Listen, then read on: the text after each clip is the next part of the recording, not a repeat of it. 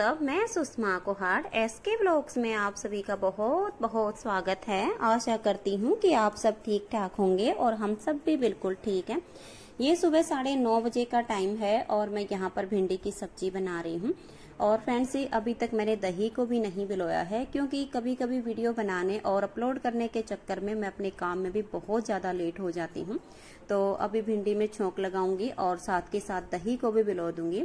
उसके बाद में कुछ चाय के जूठे बर्तन पड़े हैं उनको साफ कर दूंगी और फिर आटा लगाऊंगी। तो तब तक मेरी सब्जी भी बनके तैयार हो जाएगी, तो फिर मैं रोटी बनाऊंगी। तो फटाफट मैं यहाँ के काम को कर लेती हूँ।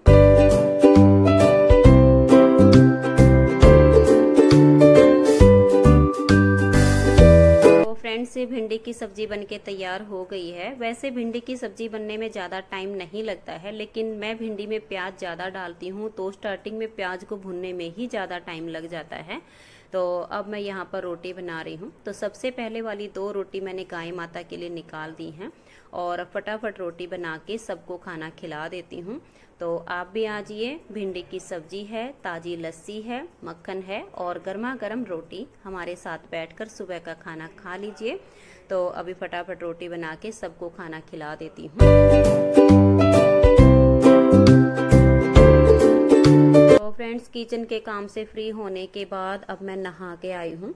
और वैसे भी फ्रेंड्स, किचन में जाने के बाद मुझे कम से कम 2 से ढाई घंटे का टाइम आराम से लग जाता है। और अब मैं सब काम से फ्री होने के बाद नहा के आई हूँ। तो अपने बालों में कंघी करके मैं चोटी बना लूँगी। और अभी ये बेड पर बहुत सारे कपड़े पड़े हैं जिनमें तय लगाने वाले तो बहुत ही कम हैं, बाकी के सारे प्रेस करने वाले हैं। तो अभी फटाफट मैं अपने बालों की कंघी करके और चोटी बना लेती हूँ। उसके बाद मुझे ये कपड़े भी प्रेस करने हैं। से बालों में कंघी करने के बाद अब मैं बैठ गई हूँ। ये बहुत सारे कपड़े हैं जिन पर मुझे अब प्रेस करनी है और इनमें तय लगाने वाले कपड़े तो बहुत ही कम हैं। कुछ टी शर्ट लोअर हैं और कुछ चुन्नी हैं, तो इनकी मैं तय लगा देती हूँ। और बाकी के जितने कपड़े हैं पहले इनके मैं जोड़े बना के रखूँगी ताकि प्रेस करने में आसानी हो। और अगर ऐसे ही प्रेस करने लग जाते हैं और फिर प्रेस करने के बाद फिर इनके जोड़े बनाने लगो तो ज़्यादा दिक्कत होती है। तो इस वजह से मैं प्रेस करने से पहले ही सारे कपड़ों के जोड़े बना के रख लेती हूँ और फिर मैं प्रेस करने लगती हूँ। तो फिर प्रेस करने के बाद बहुत आसान हो जाता है कि फटाफट इनको इनकी जगह पर मैं लगा देती हूँ। तो मैं ये काम कर लेती हूँ।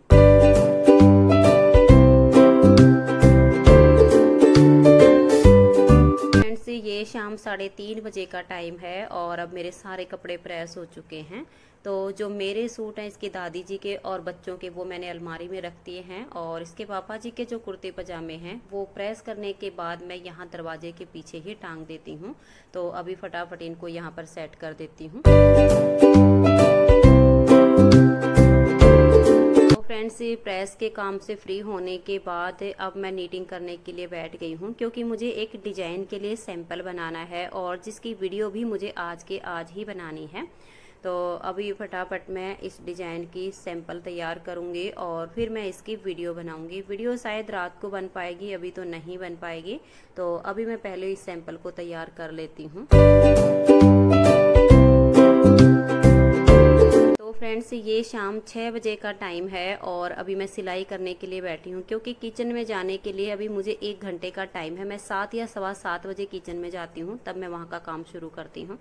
तो मैंने सोचा कि 1 घंटे में ये सूट मैंने काफ़ी दिनों से काट के रखा हुआ था, तो थोड़ी बहुत जैसे सलवार की मैं कली पार्ट जोड़ दूँगी, बेल्ट जोड़ दूँगी, तो थोड़ा सा काम हल्का हो जाएगा और धीरे धीरे करके मेरा ये सूट भी सिल जाएगा। क्योंकि इसे 10-12 दिन से काट के रखा हुआ है और मुझे टाइम नहीं मिल रहा था इसे सिलने के लिए। जैसे मुझे 2 दिन कहीं जाना पड़ गया था और फिर बीच में मैंने आम का अचार बनाया, तो उस वजह से मैं सूट को नहीं सिल पाई थी। तो सोचा कि आज मैं फिर से इसकी स्टार्टिंग कर लेती हूँ, तो धीरे धीरे करके मेरा ये सूट बन जाएगा। तो अभी मैं इसे 7 या सवा 7 बजे तक सिलाई का काम करूँगी और उसके बाद मैं किचन में जाऊँगी। तो काम से फ्री होने के बाद आप सबके साथ बैठकर थोड़ी सी देर बात करूँगी।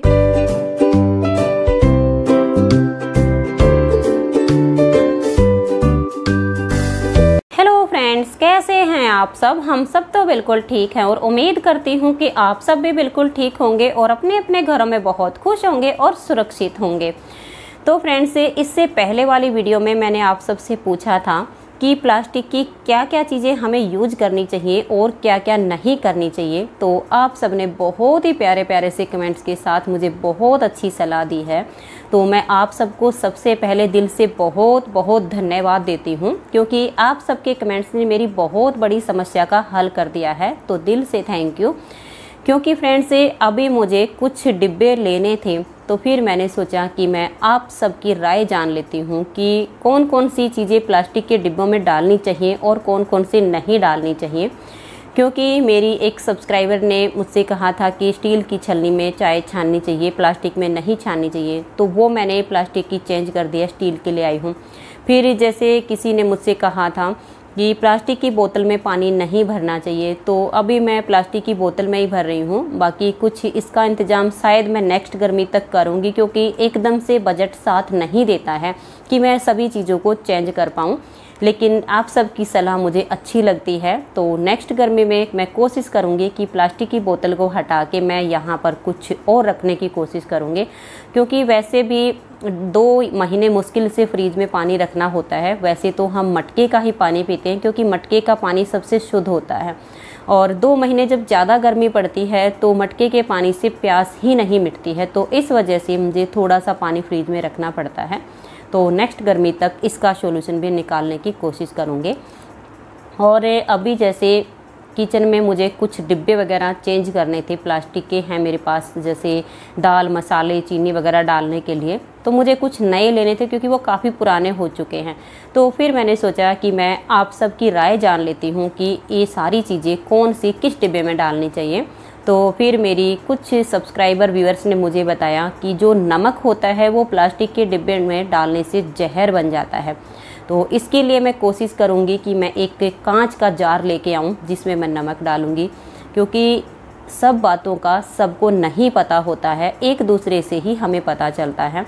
और जैसे कि आप सब ने बताया कि जो अच्छी क्वालिटी के प्लास्टिक के डिब्बे होते हैं तो वही लेने चाहिए। वैसे पहले भी मेरे पास जितने हैं वो अच्छी क्वालिटी के ही हैं। 1-2 होगा जो थोड़ा सा हल्की प्लास्टिक का भी होगा, लेकिन ज़्यादा मेरे पास अच्छी प्लास्टिक के ही हैं।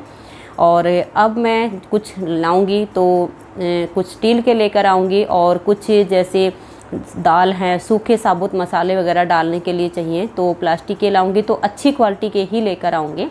और 1-2 ने मुझे बताया है कि स्टील के आते हैं डिब्बे जो सेट होता है और एक जैसे बने होते हैं, तो मैं बर्तन वाले की दुकान पर पता करूंगी।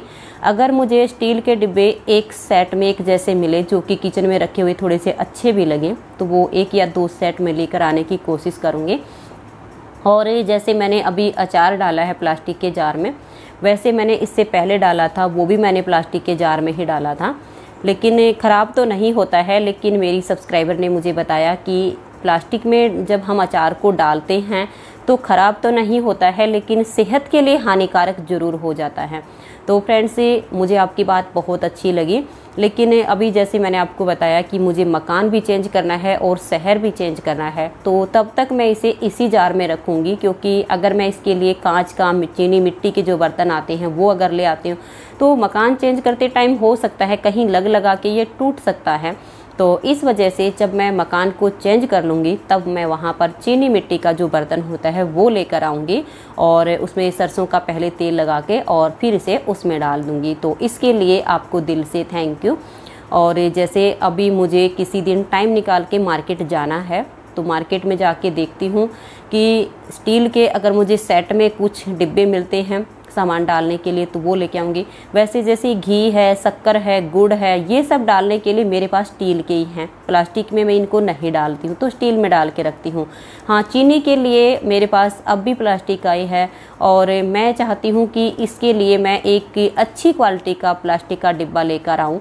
अगर चीनी भी अगर प्लास्टिक में डालने से कुछ नुकसान करती है तो आप मुझे कमेंट्स करके ज़रूर बताइएगा। लेकिन अभी मुझे जाना है तो कुछ सामान लेकर आऊँगी तो आप सबको ज़रूर दिखाऊँगे। और कल जैसे मैं एक नीटिंग के लिए ये जो डिज़ाइन बना रही थी, क्योंकि ये ब्लॉग मेरा कल जाना था, लेकिन कल मैं इसे अपलोड नहीं कर पाई थी क्योंकि शाम के टाइम मेरी तबीयत थोड़ी सी ख़राब हो गई थी, जिस वजह से मैं ब्लॉग की एडिटिंग नहीं कर पाई थी, आप सबके साथ बैठ के बात भी नहीं कर पाई थी। इसलिए मैं सुबह के टाइम कर रही हूँ और ब्लॉग मेरा ये आज आपके साथ जाएगा। तो ये वो डिज़ाइन है जिसे मैंने नीटिंग लेसन चैनल पर अपलोड कर दिया है। अगर आप में से किसी ने ये डिज़ाइन अभी तक नहीं देखा है तो आप चैनल पर इसकी वीडियो देख लीजिए। बहुत ही प्यारा सा ये डिज़ाइन है। पुल ओवर किसी भी जेंट्स, लेडीज़ या बच्चों के प्रोजेक्ट पर आप अप्लाई कर सकती हैं। और ये मेरी सब्सक्राइबर हैं कमलजीत कौर, जिन्होंने मुझे व्हाट्सएप पर इसकी पिक भेजी थी। उनकी फरमाइश पर मैंने ये डिज़ाइन बनाया है। तो फ्रेंड्स, ये डिज़ाइन आपको कैसा लगा आप मुझे कमेंट्स करके ज़रूर बताइए। और अगर इसे अभी तक आपने चैनल पर नहीं देखा है तो एक बार चेकआउट ज़रूर कर लीजिए। और जैसे ही मैं कुछ सामान लेकर आती हूँ तो आप सबके साथ ज़रूर शेयर करूँगी, क्योंकि आप मेरे फैमिली मेम्बर बन चुके हैं और आप सबके साथ अपनी हर छोटी बड़ी बात शेयर करके मुझे बहुत ज़्यादा खुशी मिलती है। तो एक बार फिर से आप सबको दिल से थैंक यू बोलती हूँ कि आप सब ने मुझे बहुत बड़ी समस्या से निकाला है।